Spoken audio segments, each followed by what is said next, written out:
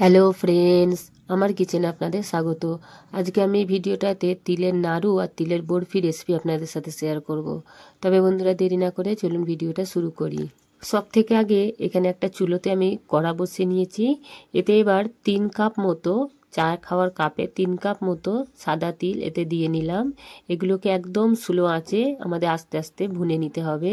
Colour change হলে চলবে না, একদম সাদাই থাকবে। যখন খুশবু বেরিয়ে আসবে তখন আমাদের চুলো বন্ধ করে দিতে হবে। তিলের যে কাঁচা যে গন্ধটা আছে সেটা যখন খতম হয়ে যাবে, শেষ হয়ে যাবে, তখনই বুঝতে পারবেন যে তিল থেকে একটা ভাজার খুশবু আসছে। তখন আমরা চুলো বন্ধ। এখানে তিলের রং চেঞ্জ হয়নি, কিন্তু তিল থেকে এবার ভাজার খুশবু আসছে। এবার আমি চুলো বন্ধ করে নিয়ে এটা একটা পাত্রে ঢেলে নেব। বন্ধুরা, তিলগুলো ঢেলে নিয়েছি। এবার এই পাত্রেই আমি 3 কাপ তিল নিয়েছিলাম, 3 কাপ এবার খেজুরের লিকুইড গুড় এতে আমি ব্যবহার করছি, 3 কাপ দিয়ে দেব। এগুলো দিয়ে খুব সুন্দর করে আগে আমাদের ফুটাতে হবে।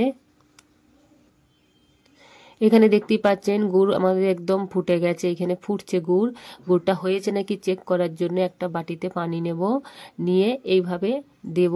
দিলেই বুঝতে পারবেন যদি বুতামের মতো বসে যায় নিচেটায়, দেখতে পেয়েছেন বসে গেছে, তো এর মতলব গুড়টা হয়ে গেছে। এবার এই স্টেজে আমি 1 চামচ দেশি ঘি দিয়ে দেব।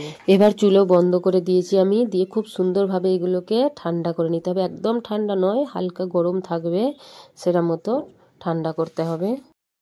এখানে গুড়টা প্রায় ঠান্ডা হয়ে গেছে, দেখতেই পাচ্ছেন। এবার আমি যে তিলগুলো ভেজে রেখেছিলাম ওগুলো দিয়ে দেব। প্রথমে একটুখানি মনে হবে যেন বেশি গুড় হয়ে গেছে, কিন্তু তারপরে ঠিক টেনে যাবে। যখন ঠান্ডা হয়ে যাবে তখন টেনে যাবে। এখানে তিলগুলো মিক্স হয়ে গেছে। এবার আমি বরফি বানানোর জন্য এদিকে আমি একটা স্টিলের থালা নিয়ে নিয়েছি, একটু ঘি লাগিয়ে নিয়েছি। এবার এইভাবে আমি তিলগুলো তুলে নিয়ে এতে দিয়ে দেব। গরম আছে হালকা, আর এইভাবে চামচ দিয়ে সেট করে নেব। এভাবে চারিদিকটা চামচ দিয়ে একটু দাবিয়ে দাবিয়ে দিলেই সেট হয়ে যাবে খুব সুন্দর করে। আর একটা চাকু দিয়ে গরম গরমেতেই আমাদেরকে কাটার শেপ দিয়ে নিতে হবে, কেটে নিতে হবে, নাহলে ঠান্ডা হয়ে গেলে আর পিস হবে না। তো এইভাবে কেটে নেব। এবার বাকি তিলটা আমি নাড়ু বানিয়ে নেব।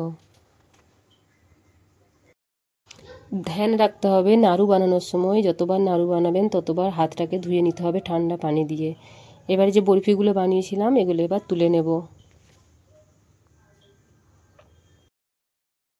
আমাদের বরফি আর নাড়ু, তিলের নাড়ু আর তিলের বরফি একদম রেডি, দেখতেই পাচ্ছেন। যদি ভিডিওটা ভালো লেগে থাকে তাহলে লাইক, কমেন্ট, শেয়ার আর সাবস্ক্রাইব করতে মোটেও ভুলবেন না। ভিডিওটা দেখার জন্য অনেক অনেক ধন্যবাদ।